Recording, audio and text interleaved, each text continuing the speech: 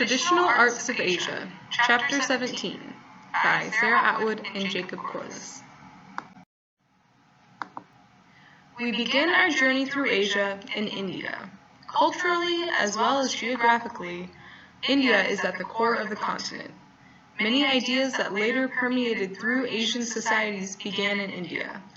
The Indus River Valley civilizations were the first to be excavated in the area.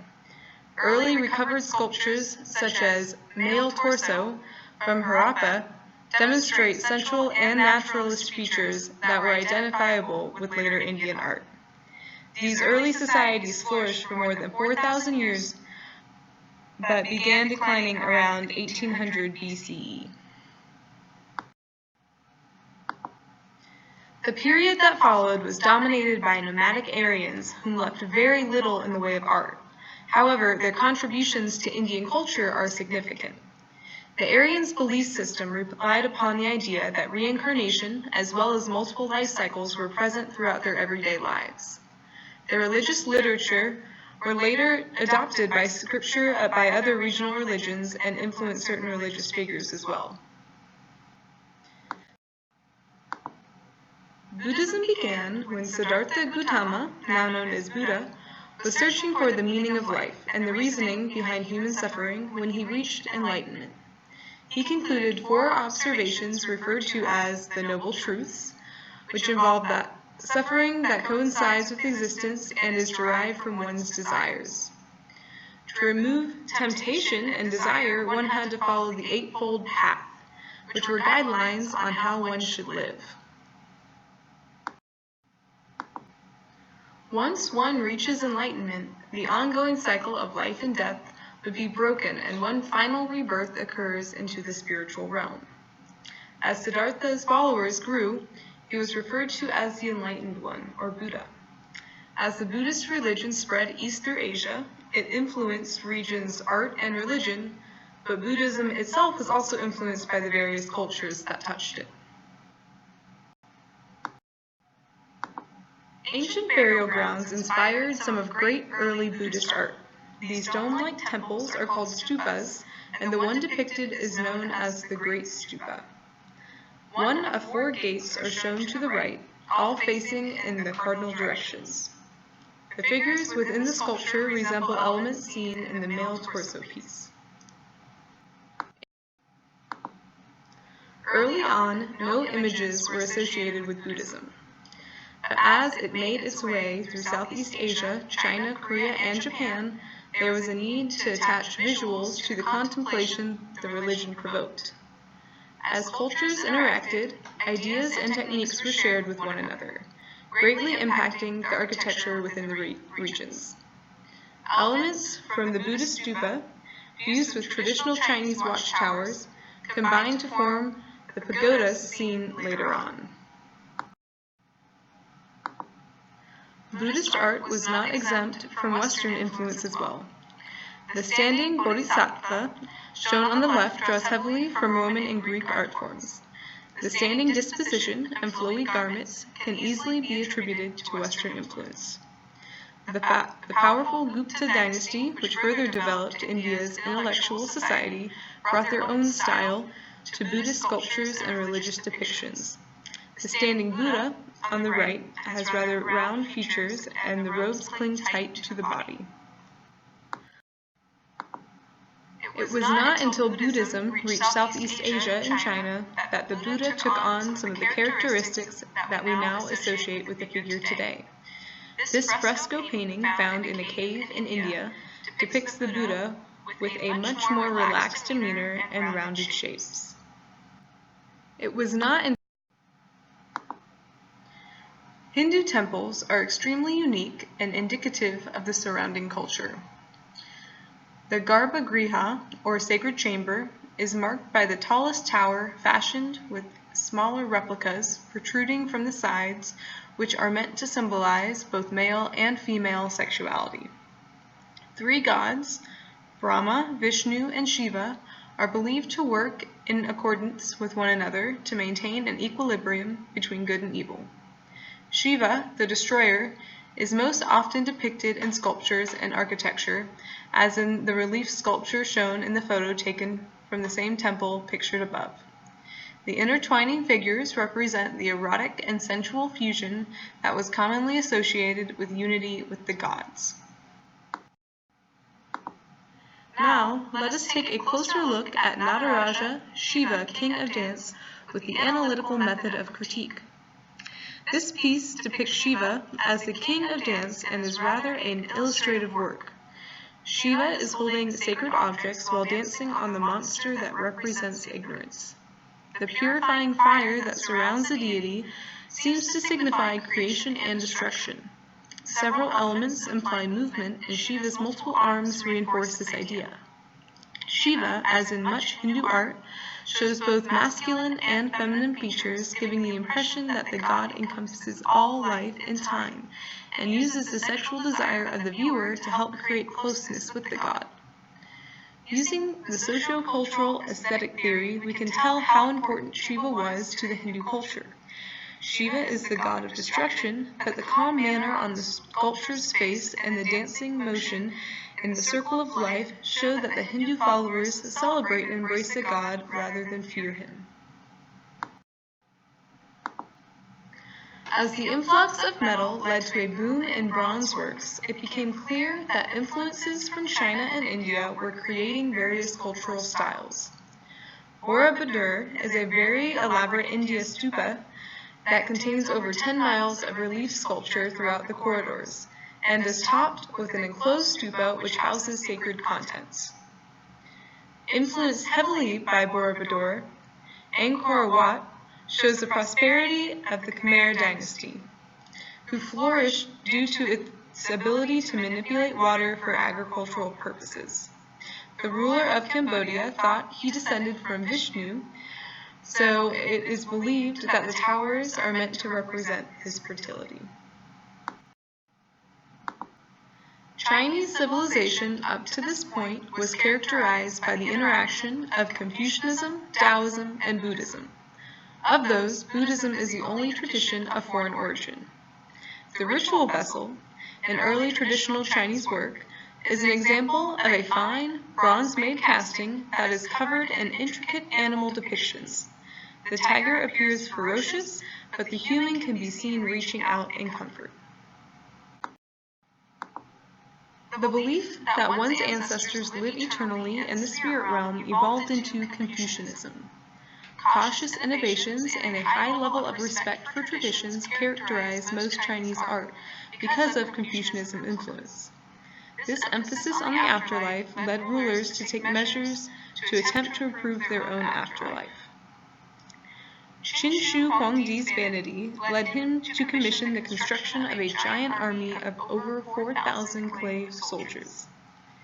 Not discovered until 1974, the terracotta warriors were an enormous discovery.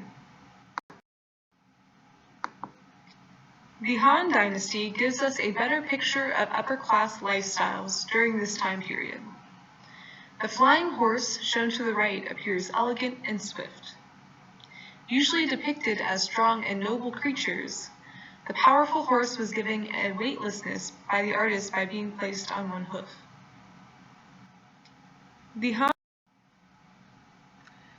The Northern Song Dynasty was an extremely important period for painting in China. During this time period, a group of intellectuals developed a new style of artistic expression.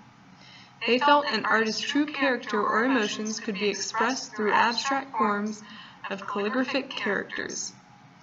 Calligraphy has long been seen as an equal art form in China, so much that the famous calligrapher Wang Zizi is revered in China the same way Shakespeare is in Western culture. Fan Quan, a well-known song painter, created Travelers Among Mountains and Streams, which contains examples of the various brushstrokes used throughout Chinese paintings. The painting embodies Taoist and Confucianist ideals, dealing with nature's place in the world, regarding nothingness and substance. As Mongols scattered the Song dynasty, the Southern dynasty came to be. Paintings done in this time period were more personal and reflected smaller landscapes. Under Mongol rule and the new Yuan dynasty, most creative types refused to work for the foreign government. They devoted their lives to art and poetry and formed a new style called literati painting. The literati painters made innovations in brushwork as well as subject matter and were the first to feature bamboo in their artwork. They valued the plant's resiliency during wind and storms. Chinese painters will recreate other artists' works with their own personal variations. This reinforces one of the core values of Confucianism, respect for the past. A great example of this is Tang Yin's Whispering Pines on a Mountain Path, which draws from Fang Quan's Travelers Among Mountains and Streams. The most well-known Chinese ceramic is porcelain, a rare clay that turns white when fired. The clay requires extreme temperatures to fire correctly, and early on, blue was the only color that could withstand the high temperatures. Later, during the Ming Dynasty, potters developed a method of using multiple firings which allowed for more than one color. A Korean potter put a unique twist on the blue-green celadon from China. The slip inlay technique used to create the floral pattern was created in Korea. Another art form unique to Korea is the sutra, or a book of Buddhist teachings. The one depicted here is the Avatamsaka Sutra, which is meant to show the Buddhist nature of all beings. A Korean potter. After the Yuan dynasty, Chinese paintings diverged down two different paths. On the academic side, artists were cautious and copied older works, as seen earlier with Whispering Pines on a Mountain Path. On the other hand, literati painters were more experimental with their subject matter, such as in Bhattacharya's Chiada on a Banana Leaf. Japanese culture is characterized by periods of strong nationalism or periods of heavy foreign influence. The religion native to Japan, Shinto, views natural objects such as waterfalls, forests, and fields as holy places. Shinto shrines are built out of unpainted wood at natural sites. The first notable wave of cultural borrowing was when Emperor Shotoku sent representatives to China to learn from their civilization. What they brought back impressed the Japanese, and the emperor even adopted Buddhism. Shotoku encouraged the aristocracy to learn how to use Chinese script. Japanese art and architecture was so heavily influenced by many parts of Chinese culture, and because little Chinese architecture remains, many travel instead to Japan to study. Unkai, one of the greatest Japanese sculptors, invoked heavy realism in his piece Bushaku. The intricacy and nuances of the facial expression and the hand placement reinforce this categorization. The wood medium used gives the sculpture a remarkable gentleness. Long scrolls, such as the burning of the Sanjo Palace, were elaborate narrative paintings which told a story when unrolled right to left. Zen Buddhism arrived in the 13th century and taught that enlightenment could be reached through meditation and thought. The influence of Zen Buddhism can be seen throughout Japanese paintings, writings, and gardens. Sesshu painted in two styles. One was simplistic and the other was more abstract, called hibboku, or flung ink. Traditionally, folding screens act as barriers within rooms, offering privacy to users.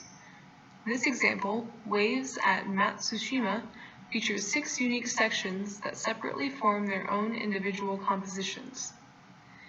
As woodcut printing developed, artists began to experiment with more popular styles, such as those seen in Kitagawa's Utamoro's Reflected Beauty.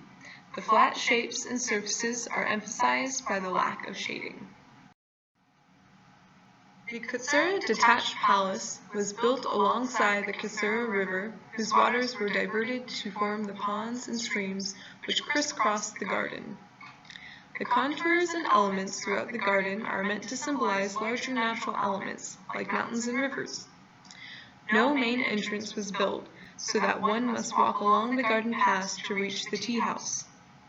Traditional Japanese houses, like the ones at Katsura, are built by placing a roof on posts located in the corners of the structure. This allows for the walls to be sliding entrances rather than support. The Chinese have long attempted to limit foreign influence in their culture, while Japanese actually encouraged it at times. Eventually, emperors in Japan began to provide stipends for students and artists who were willing to live and study in Europe, and even invited Western scholars to teach in Japan. These trends drive how we came to view these cultures in modern times.